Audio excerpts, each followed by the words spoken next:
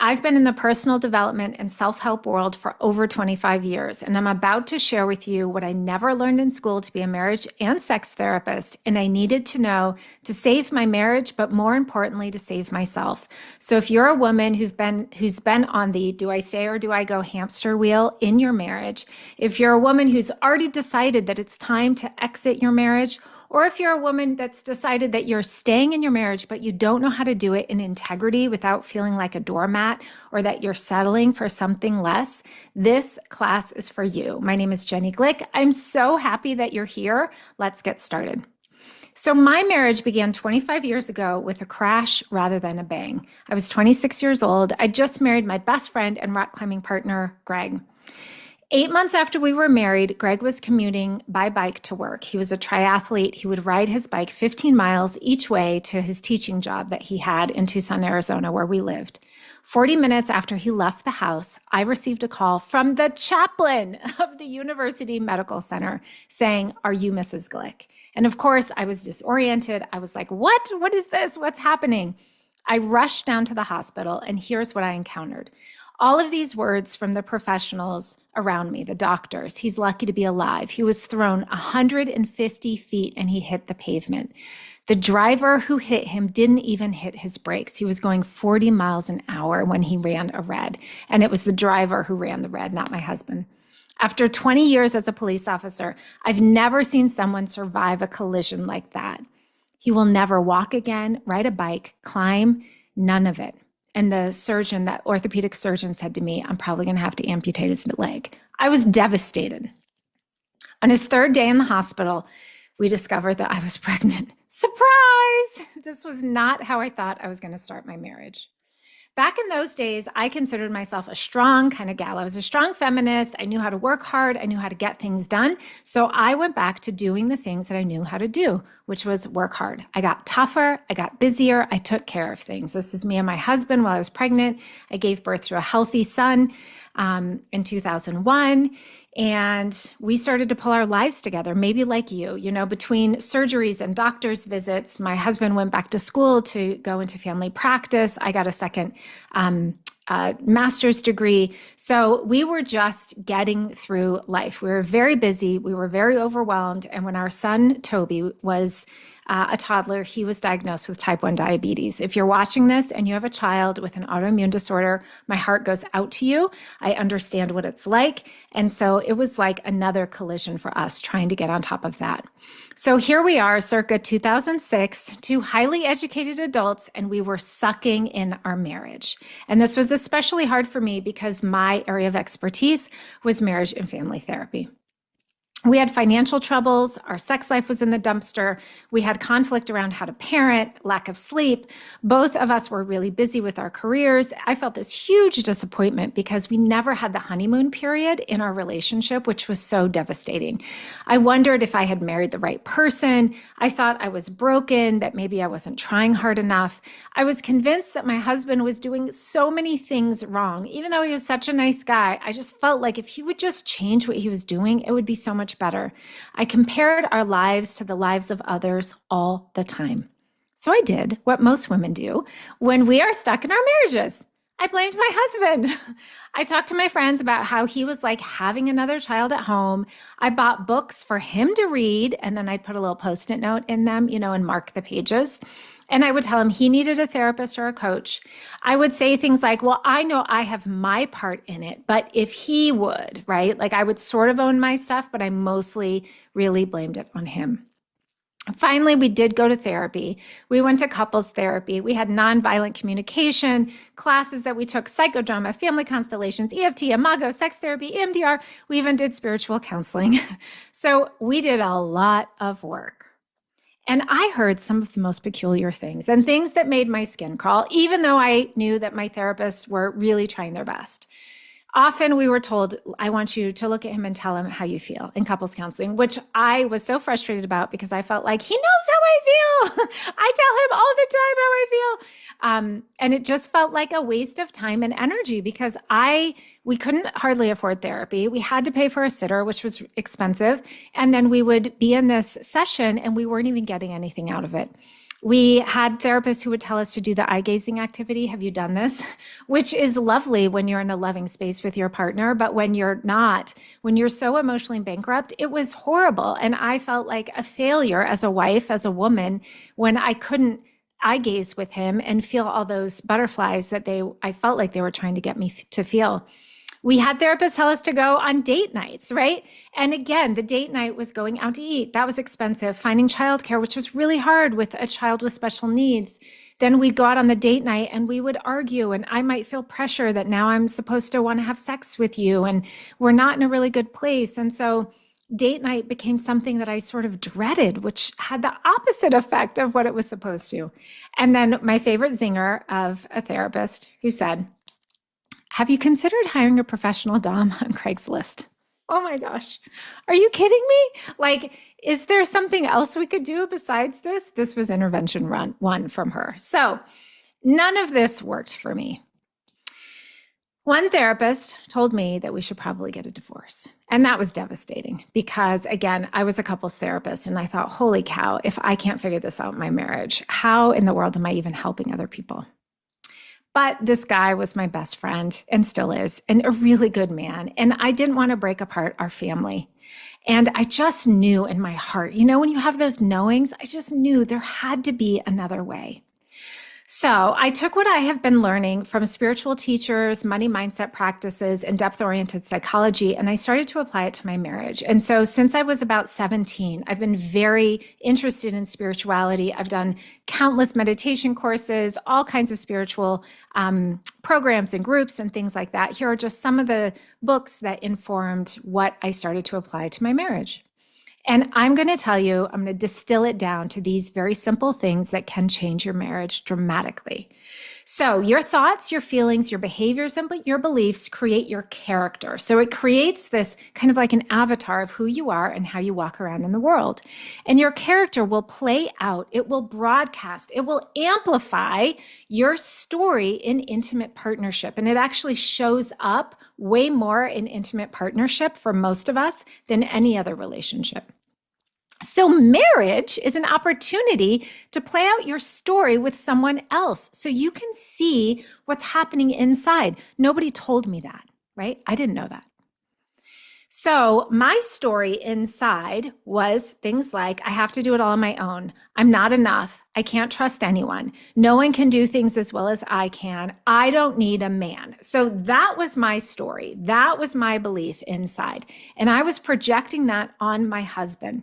So then the message he got was, you aren't enough. You fail me. You do things wrong. You don't do it timely. You aren't needed. So that was what I was communicating to him. And this didn't feel good for either one of us, right? So because this is the story that I was projecting, I was simultaneously, unconsciously conditioning myself to look for evidence to support that experience, that story, so that I could be right. And I could continue the known experience. This is what we do as animals, as mammals. We want to stay safe in the known experience, right? So I then rejected any evidence to the contrary. So even if my husband did something, so it wasn't all on me, I would reject that evidence because I was focusing unconsciously on all of the evidence to support this core belief that I had that I have to do it all on my own. And this kept me stuck in what I call your 1.0 self. I never learned that the script, your thinking, feeling, doing, believing, is everything in your marriage. And I'm a marriage therapist, and I never learned that those 4 things matter so much and that we get to choose our script. Who knew? Right? And so you'll see on your screen. So I had this whole list of situations, which you might have too: financial trouble, sex life not good, conflict around parenting, lack of sleep, right? Focusing on the career, disappointment. So all of those things were the circumstances. But then I created a story or a script around those circumstances that kept me looping in my 1.0 experience. So here's the anatomy of your 1.0 self, an example of thought. So back then I thought I married the wrong person. But I can't leave because I have a child with an autoimmune disorder and we don't have enough money or time or family help, right? If he would just change, it would be better. So those are my thoughts. Those thoughts have these associated feelings: resentment, anger, disappointment. And then you have all these behaviors that come up, right? Like I would isolate, I would distance. He would walk through the kitchen and touch me, and I would like cringe a little bit. I had these beliefs that life is hard. I have to suck it up. I should just be happy. At least he's not a terrible guy, right? I would tell myself these things, and it would just keep me in the spiral, in this loop. And my character, my 1.0 Jenny, was simply not available for a 2.0 experience. And I said that I wanted that 2.0 experience while we were going to therapy, while we were doing all of this learning. However, I wasn't available for it. I didn't have a receptor for it because I did not have the thinking, feeling, doing, believing pattern to support the experience that I desired. It wasn't a match. So here's the big secret. What you desire in your relationship is the map and the compass to the life that you want. So the thing you want is inviting you to become the 2.0 person that you want to be in order to have that experience, right? But it doesn't start with your partner changing. So we think like, oh, well, when my partner changes, then I can have that elevated experience, but that's not how it goes. How it goes that you have to start with the conditions that you create inside of yourself with your thinking, feeling, doing, believing, behaving. So here's the anatomy of your 2.0 self. Your thoughts might be something like, I'm exactly where I need to be. I'm a creator, not a victim in my reality. I'm 100% responsible for my experiences. And then the feelings with that, joy, relaxation, ease. The behaviors, they're more inviting. There's curiosity. The beliefs might be, one of my favorite is, life is conspiring for my greatness. I'm safe. It's not about perfection. It's about exploration. And so when you're running these kinds of thoughts, feelings, behaviors, and beliefs, you show up differently. I thought my husband's job was to create the 2.0 experience for me, when in fact it was my job to create the conditions in myself to experience what I desired. So your marriage is your ashram. I created this program with this name because I know that marriage for some of us is a school, and it will initiate us into this arc of a different version of ourselves if we're willing to look at what we're projecting onto the other person. And when you do that, everything changes. When you start to create coherence with your 2.0 self in your thinking, feeling, doing, and believing, you will experience something new in your marriage or your life. And so here's the big caveat. I don't know if you should stay married. Only you know that. That's between you and you, right? But if you want to have a different experience in life, it is imperative that you start by shifting in here so that you're available for that experience, whether it's with your current partner or the next one.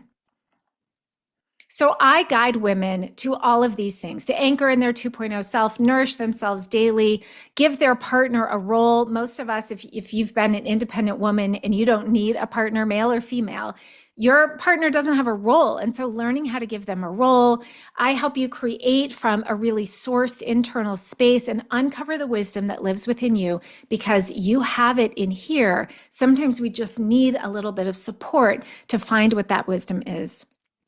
And when a woman is grounded in her 2.0 self, she is ready for therapy, although you probably don't need it at that point because you're able to share your feelings, all the things that my therapist wanted me to do in couples counseling, eye gaze, go on a date night, or yes, even hire a dom on Craigslist, which I still haven't done, by the way.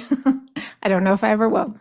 So I have a lifetime of providing guidance. I have so many degrees. I have 12 letters behind my name.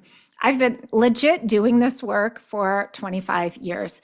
The thing I'm most proud of, and I'm so excited to invite you into, is this effective protocol to guide women to experience real shifts quickly. Because when you are happy and nourished and grounded and in your 2.0 self as a woman, your family does better. So here is my why. My why is my family. I struggled for so long. I spent over $100,000 trying to fix myself and my marriage, and it does not have to be that hard. Today, my life is wildly different than it was back in 2006. I started to really commit to myself. I started to nourish myself. I stopped being a victim to my circumstances. And then now what I am is happily married to my best friend, and I want to lift him up to be the amazing man that he is rather than tearing him down in my mind all the time. So we're back to adventuring. We sold everything in 2019. We moved to Mexico for a few years, which was such a grand adventure. My husband left traditional medicine and now he's a sound healer. I've revisioned my whole professional life as well. We're happy. Our son is happy. I have had hundreds of women come through this program with rave reviews. I'm not a shyster. I know what I'm doing, and I want to invite you into it. So, what do you long for in your marriage or in your life? I want to help you create the internal conditions so that you can experience that yourself. I have cracked the code, and it's simple, it's fun, and it's already done, which means all you have to do is say yes. I've created the map through this 10-week program. It's step by step. It is so simple, and you get to practice showing up for you. It used to be $7,000 when I launched this program in 2018, 2019, 2020, 2021, 2022, 2023. I've revisioned it so that you can have an access to it for like a fraction, like hardly anything, right? Like barely the cost of a dinner out at this point. So I want you to get in here now. Get in here, woman. This is for you. If you've made it this long, then you are a yes, and I want you in my world. It is such a joy to have the opportunity to share space with you. This is the beginning of a shift in the rest of your life, and now is the time. Thank you for sharing your time with me, and I cannot wait to meet you on the inside.